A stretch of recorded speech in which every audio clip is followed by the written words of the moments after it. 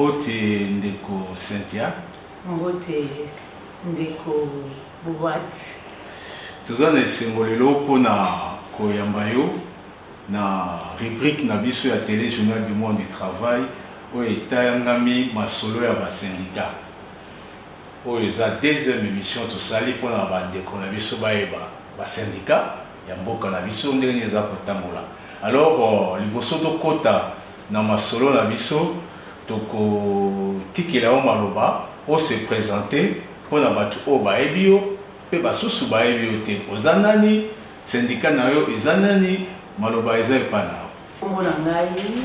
Madame Imen Lutendo Cynthia ou Cynthia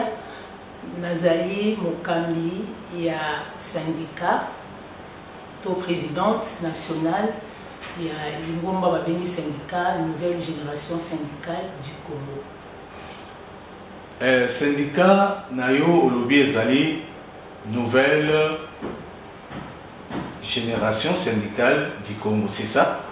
On a beaucoup c'est nos GC. Tout parce que eza na ba syndicat milité na mboka ya biso eza kota musama na mama. Tout nos GC et salami na mbola nini pe ba circonstance nini esama que nos GC ezala créé. Wana na pesio botondi na motuna na kitoko syndicat et salami to ikambama ki ya ngana koma mokambi ya syndicat ezalaki pe na ba prédécesseur comme on dit en français bato bazaki liboso na ngai wana to kanisi Kondo président national initiateur ya syndicat kombo na ye José Lutendo Lono Papepo yenda zalaki fondateur ou initiateur il y a nouvelle génération syndicale au Babini Nogesi. Azaraki pe quelque part, Azaraki ko tambola le mona balinga mususu ya lingomba mususu ndi azwaki likaniswana était akela pe lingomba na yemo samaki na mobu le 4 octobre 2013 wanande bakisaki biso numéro ou abengaka arrêté ministériel pour être tout et bako ça la musa na biso malam na oti kolanda na bokebi olobi ke ne je si et samaki na ndeko na biso o ati botika biso na kanisi mobu moko déjà là okoka ndeko na biso José Lutendo akelaki yango na 2013 alors tokoyi koyeba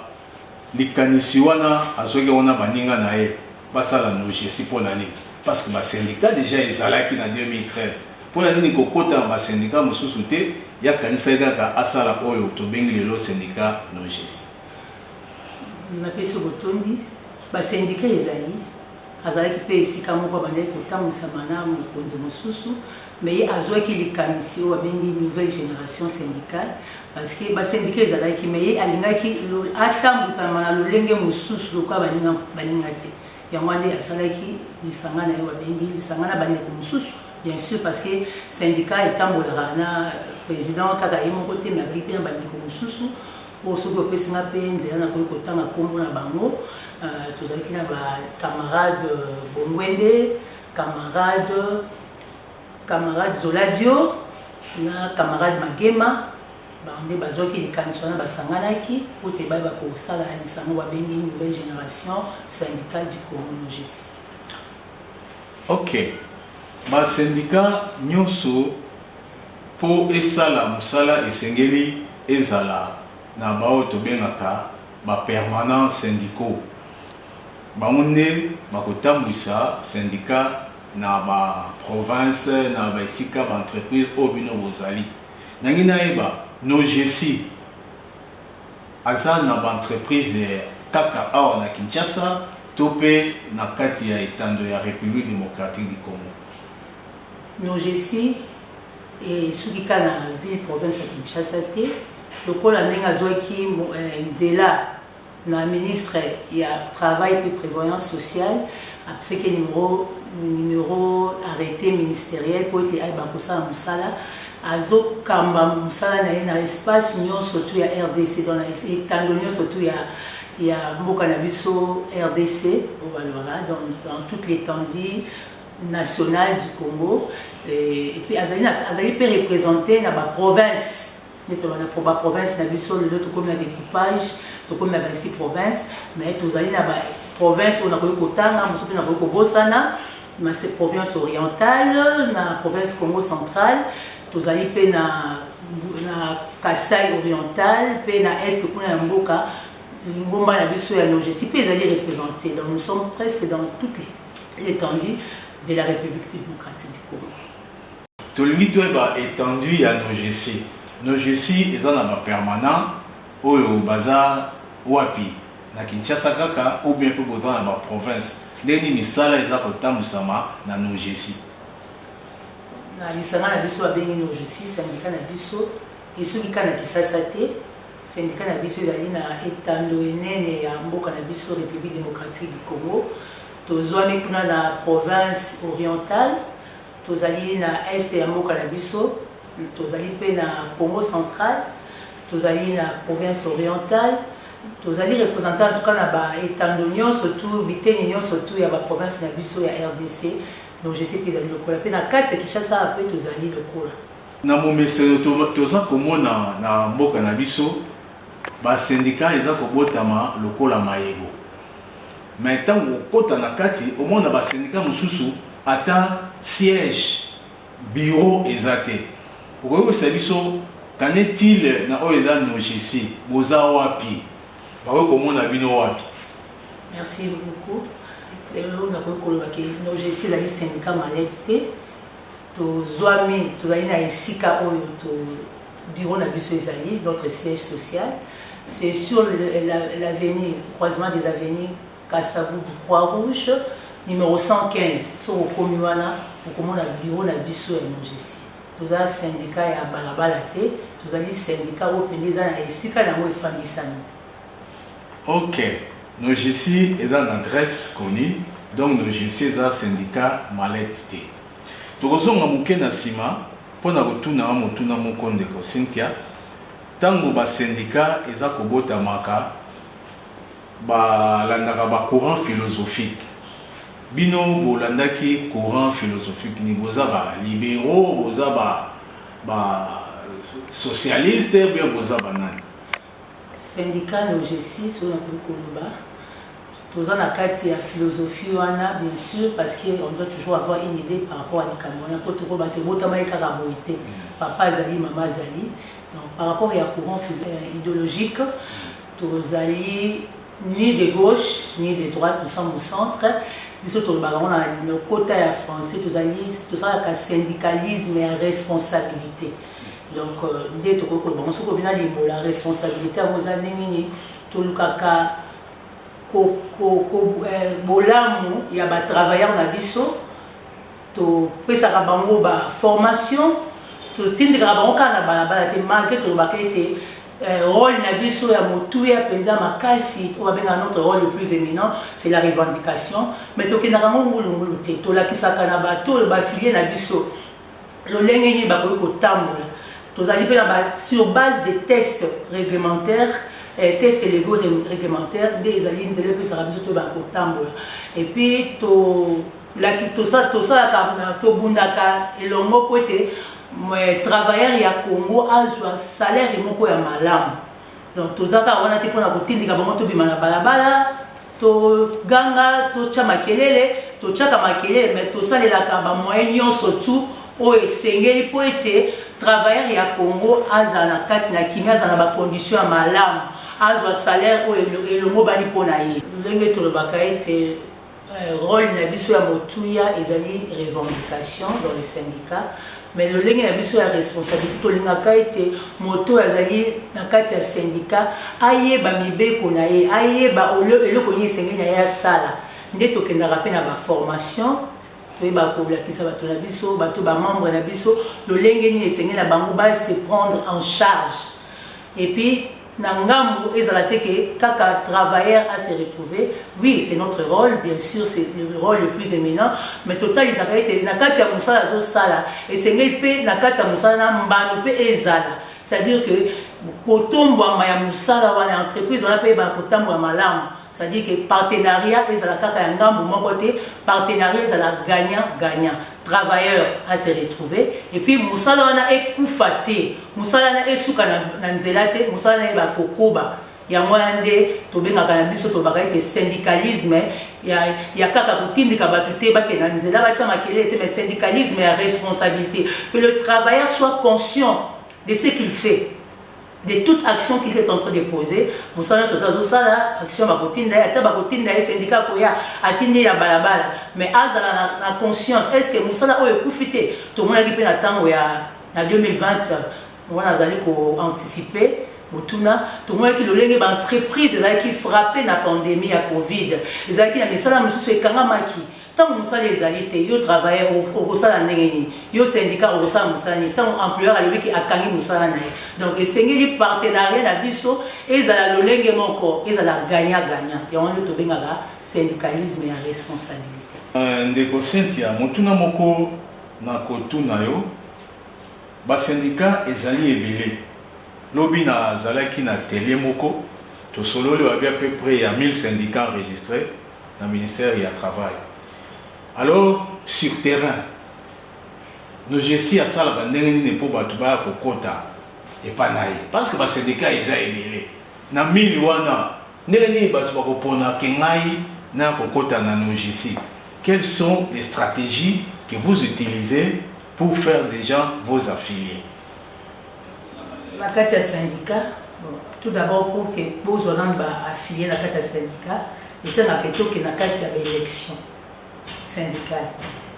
Il y a un peu de choses parce que à travers les élections, nous avons beaucoup d'entreprises. Mais il y a beaucoup d'entreprises, nous savons tout ça qu'à nos GC, nous allons vers les entreprises pour chercher de l'information. Beaucoup d'entreprises ont identifié les entreprises sur le terrain. Na kati ya itando ya ville province ya Kinshasa na ba o bazali na musika kuna na kati ya province na kati ya intérieur ya pays to tindaka ba permanent na biso bakendaka sur le terrain bakendaka kozwa ba information bakendaka pe na sima kozwa ba information baketsala ba comité de base na ba entreprise nde à partir ya ba comité wana nde to kutanaka toyebaka ba problème nini o eza na kati ya entreprise wana. Et puis, na sima moi tout ça la totiki moi cellule moko ya base na kati entreprise wana des autres la été tant to kokoma na élection tant to kokoma élection to yebi que to dans kati to na base na biso de na kati entreprise wana et puis na kati ya base wana ndé tant to kokoma na élection ndé ya mone ko pesa biso nzela to ba ko yingela to ba ko kota na kati entreprise to ba ko sala musala na bisungi ya bande ko na biso ba permanent ko na kati ya ngesi. Nous avons de membres effectif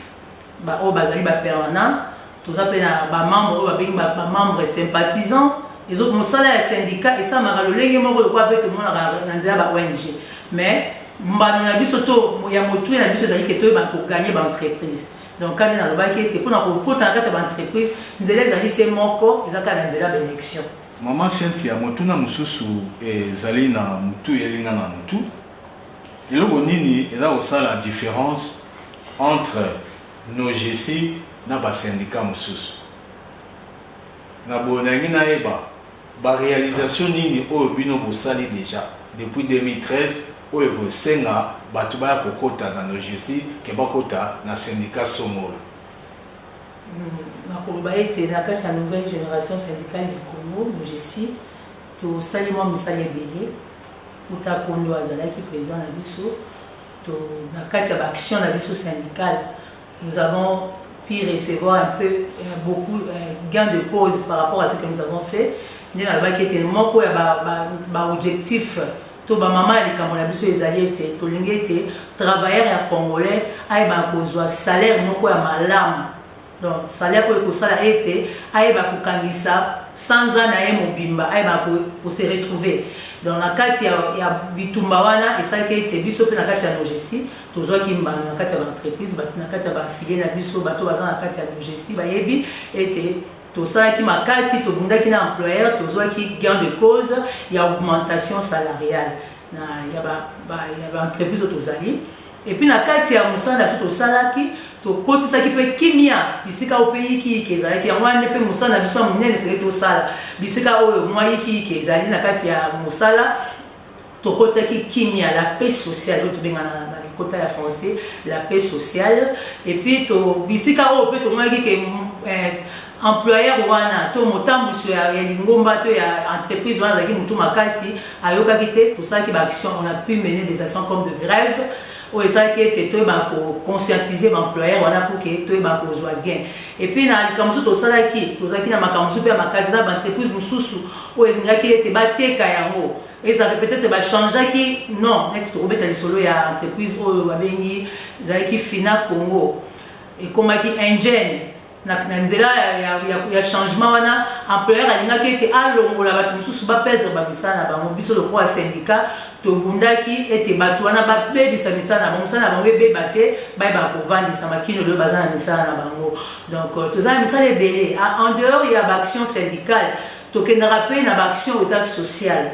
toza na baaction sociale tokendaka kotala mpe bandeko na biso mpo toza kaka wana te tozali monoko ya bato oyo bazangi monoko ya kolo ya pour la carte de la société na carte de ngoma to suika na ba travailleur te to ke na rappel na action sociale to ke na kota la bato bazana pasi bato bakeleli ba boloko na boloko wa prisonnier et ce que je peux retenir peut-être par rapport à cette année on a pu encore soutenir même les actions aux actions et actions pour soutenir basona na biso ya mboka o bakendai ko bunda kuna ya FARDC kuna to na carte ya territoire na biso kuna ya est o ba botola ki on pa banguna na biso biso nous allons pour soutenir nous sommes là pour soutenir même les actions du gouvernement donc on a beaucoup de moi mon poussé maramouzi to ça les alliés belé na mususu na kotanga te mais to kendaki pe na kati ya mboka pe to tchaki mo loboko pe ya ko soutenir ba ndeko na biso wana c'est bon dans l'andio malamu ba réalisation ya bino eza ebele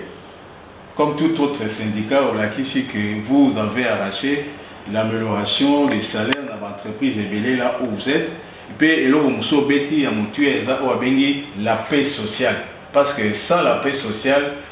qui met aux à la tête d'entreprise, ma travailleur, la peut revendiquer ma na bangote, peut apport nabino, même na gouvernement, na biso na période oyo, banguna ba côté biso déjà dans la partie est. Alors tous les cas na registre mususu, maman Cynthia, na ba position ya nos GC par rapport à l'élection syndicale prochaine. Parce que la fois dernière, les partenaires sociaux, Bakutanaki na madame le ministre du Travail, pour élaborer le calendrier à l'élection, mais il y a un Canada. Intersyndical national, après ça qui est préalable, pour les Sénégalais qui ont réponse bon au bandima, ça la calendrier consensuel. Alors, on a une position à nos GC. Les années par rapport à la discussion, sans oublier que nos GC aussi fait partie de l'intersyndical national. Parce que Batuming Bada au Sana, bureau de coordination intersyndicale nationale, n'a pas membre intersyndical national. Dans le Baki, 1000 syndicats sont enregistrés, tous les 1000 là font partie de l'intersyndical national du Congo. Mais les 12 premiers syndicats les plus représentatifs, on va constituer bureau de coordination. Alors, position, il y a nos GC. Et Zaline n'est pas dans l'élection. Merci pour la question. Nous sommes membres intersyndical, nous faisons partie de l'intersyndical du Congo. Position de Bisso pour l'élection. Parce que l'élection, la voie par l'excellence, comme Bisso était représenté dans l'entreprise de Bisso, pour te c'est la voie démocratique. Nous sommes RDC, c'est un pays démocratique. Mais par rapport à l'élection syndicale, tout le monde était, vous avez frappé, même le monde entier, vous avez qui frappé la maladie, la pandémie ou avec Covid-19. Pendant 2019, qui non 2022, le lot jusque-là, dans les mesures où on a été, il y a pandémie. Et il y a maladie, il y a pandémie, il y a Covid. Et ça qui était une entreprise qui frappé. Ils ont une entreprise qui travailler dans le congé technique et le syndicat, nous vivons des cotisations syndicales. en tout cas mosala esamaki malamu te tozwaki mbano ya mosala na biso tosalaki te donc eza mwa pasi mpona biso mpo boélection mpe esengaka mbongo mpona kosala baélection tosenga mbongo mais na kati ya basyndicat eza basyndicat ebele même biso mpe nojosi tozolelaka mbongo eza te mpona baélection yango eza mwa pasi mais tokoki koboya baélection te parce que toza na kati ya lingomba oyo ya basyndicat soki lelo baélection esalami ekosala ete lelo nejosi pourquoi mpe akoma mpe membre ya coordination ya intersyndicale eza kaka na nzela ya baélection donc likambo wana ezosenga vraiment toyeba kolandela parce que misolo ezomonana te misolo ezali mwa pasi mais soki bakoki kosala ete makambo wana eleka na ndenge moko ya malamu parce que soki tokomi tosali baélection na ndenge kaka ya mbangu na lolenge ya moto tokokoma kaka na makambo ya suka ete baconflit ezali ndongo te koloba ete intersyndical jusque là na kati na ya membre ya coordination jusque là baélection esalami te donc bazocontinue toujours koglisser otokoyoba na français ya lipota ya français bazaka koglisser mpona nini parce que soki baélection esali malamu te na klima malamu te tokozalaka na kati ya baconflit biso mpe lokola basyndicat tokozala makasi te c'est-à-dire que moye tokende molongo moko te tosala lingomba babenga groupe de pression parce que totia pression parce que lokwa toza représenté na kati ya intersyndical totiaka pression na gouvernement na kati ya bamibeko na kati ya badécision oyo l'état azwaka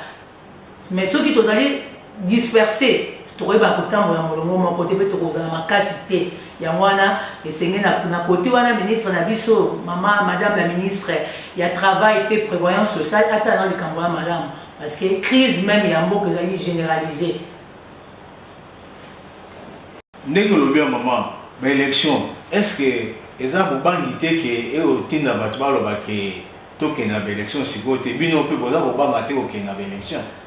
non je sais aza kobanga te parce que décision ekouta kuna na likolo na ministère soki lelo madame la ministre na batambwisi ya lingomba na biso intersyndical bayokani na bomoko ete baélection esalama biso no je sais toza kobanga te mais eza bato mosusu baza kobanga wana nga nayebi te mais biso tozoluka tolingi baélection mais tolingi ete baélection esalama na ndenge moko ya malamu na climat moko apaisé. Ok, mama lobi no je sais baza na bobangi te pour la baélection. Donc, vous allez se préparer sérieusement pour affronter l'élection. Na koleka na mutuna mususu à propos il y a représentativité. Toko balelo syndicat oeza représentatif et un syndicat oeza ya munene oeza na ba membre rebelle ou bien syndicat oyo et sali action concrète sur terrain. Parce que débat na ezali lelo. Au moins, dans le syndicat, nous sommes un grand syndicat, le plus grand syndicat représentatif. Mais sur le terrain, on ne le sent pas. Mais le syndicat Moko Boé, bazan na taille Moko moyen, bazan ko sala misala oza ko monana. Les candidats oza nini na kombo oyo syndicat représentatif. Normalement, même comme on dit en politique, c'est la loi du nombre. Toro ko boya moté syndicat ezala ya munene ezala ya mokie biso tokoki koboya yango te parce que syndicat oyo se représente ebele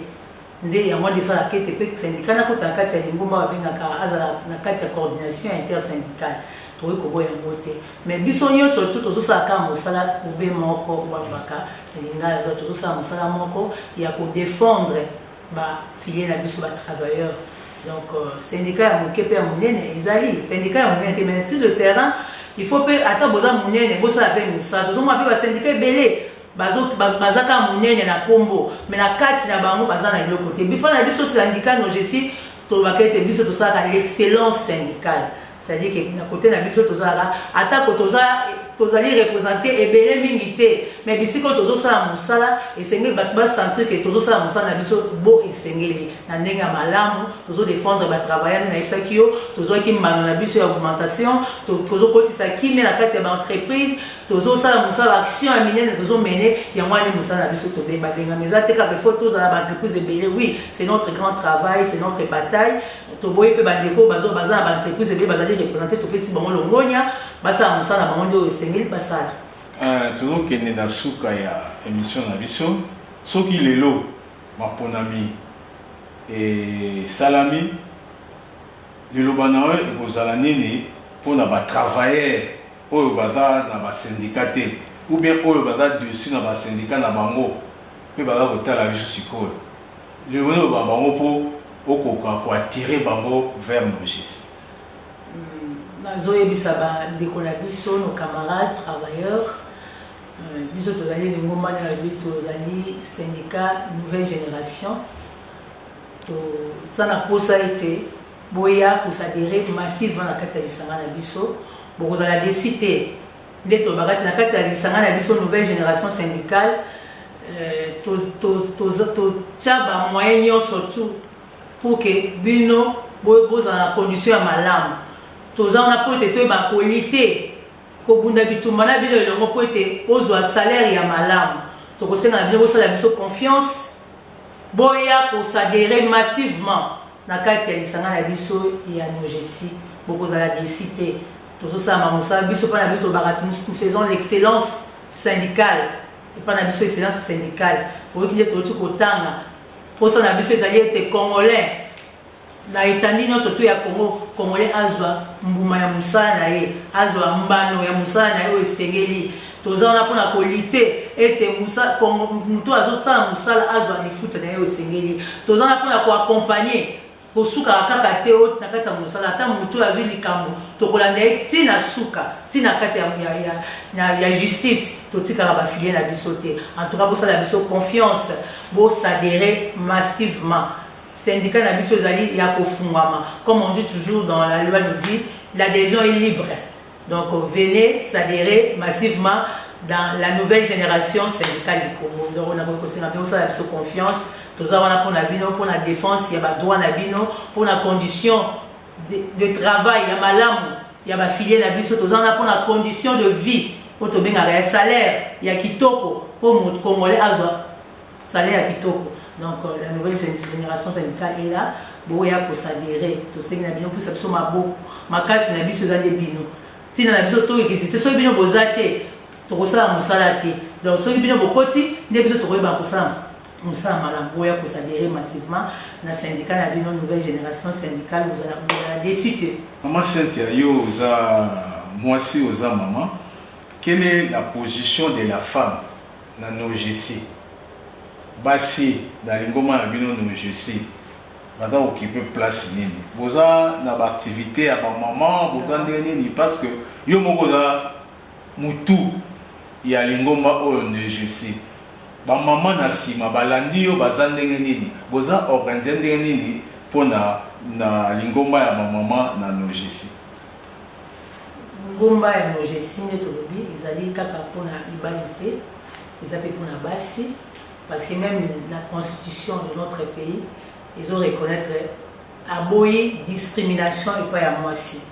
après si moisi chance l'égalité des chances biso pe na kata ya Nogesi toza pe na ba maman bazali et on trouve que maman azokamba donc maman azokamba plutôt ça na maman nous donnons la chance à toutes les mamans na ba maman pe bazola nanga o ba kotite ba yoka poser ya kokoma syndicaliste et c'est quand la bino ezali tout ça rappelle action la biso ya ba maman mais nous voulons pas plus la discrimination on le baka to linge que moi si azana esika na ye moi si na kata kelasi totanga ki elongo na moi si na mobali mutu ezaka pona moi si to mobali te moi si azuma ye le ndenge moko pe na mobali ndenge azui et pas na biso discrimination ezali te toza na esika opende fandi ça mais pas ya moi si mais à condition que cette femme là azala moi si au karaté ya comboté to baka parité la parité n'est pas un cadeau mais que cette parité là se mérite réellement moi si atangi et puis ce qui azana boye éviter biso to ça ba formation to formaka pe basi na mosala ya syndicat. Donc, tous les formateurs, ils sont aguerris à la matière, ils sont le lengeni musali tambolaka. Donc, ici, quand il y a Nogesi, ici, quand ils arrivent vraiment il y a une place pour la femme congolaise. Parce que moi aussi, ils ont été quand la Congo, moi aussi, ils ont tout né à moi, c'est ça. Que cette femme-là soit compétente, qu'elle montre de quoi elle est capable. Donc, nous donnons la chance à toutes les femmes. Na kati ya Nogesi moi ça zane sika na ye akoko koma tanga moko le na komi présidente mais lobi pe toza pe la présidente muso bazali pe ba président muso pe ba lekaki liboso pe ba bazali koya donc il y a une place pour la femme congolaise en général. Liloba suka pona émission na biso ya mokolo lelo nini tolobi te olingaki toloba question olingaki toposer te baloba eza epa nayo ezosala ngai pasi par rapport à l'actualité tokaki ete eza na bana mike oyo bazopesa bango misala donc la loi ne nous autorise pas tozosenga na gouvernement ata ya likambo vraiment malamu parce que la législation congolaise ne donne pas accès au travail de mineurs. Donc, l'État a l'alandelango malamu. Toza wana pour défendre quand il y a pour défendre les droits na pour promouvoir musala ya bato bazosala donc ya basali nyo surtout ya Congo tolingi ete donc oui musala ezali mais ça bato bele bazana kata chômage l'État tala likambo wana mais bakoko pesa bana mike misala tene toyoki misala bazopesa bana mike o bazana prêter au sala musala parce que l'État apesi droit to apesi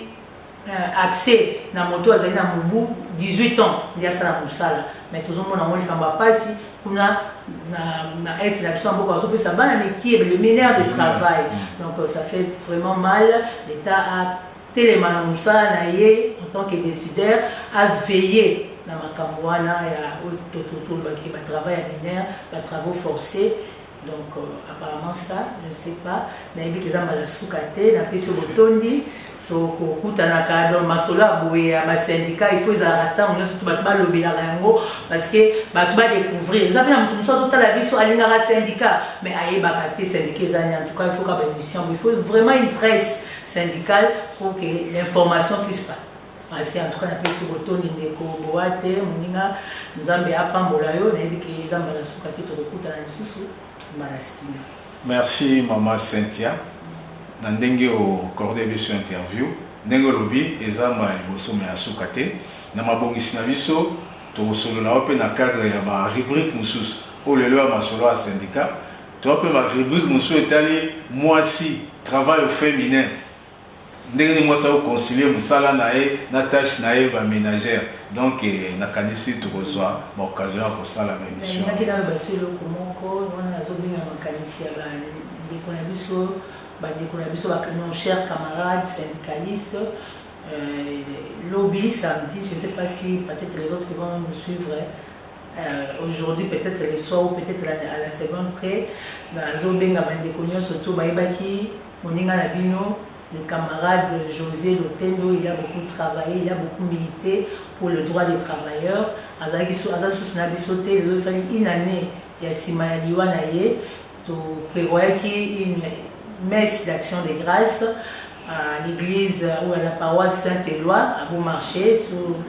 le croisement des avenues Flambeau et Kabamba et puis dans ces moments là tout bon ça qui moi et le kwakolia moi cocktail bien en français moi et le kwakolia moi le kwakomela tout bien bande konyo surtout ba yeba qui peut-être na matanga na besoin qui occasion ya koya kolela ilongote to bengi bien to funguli mbela to bengi bien boya to kabola moi et le kwakolia to pe ba ko kanisa ndiko na biso et que ça malamu mingi en tout cas la pesi botondi mingi maman Cynthia.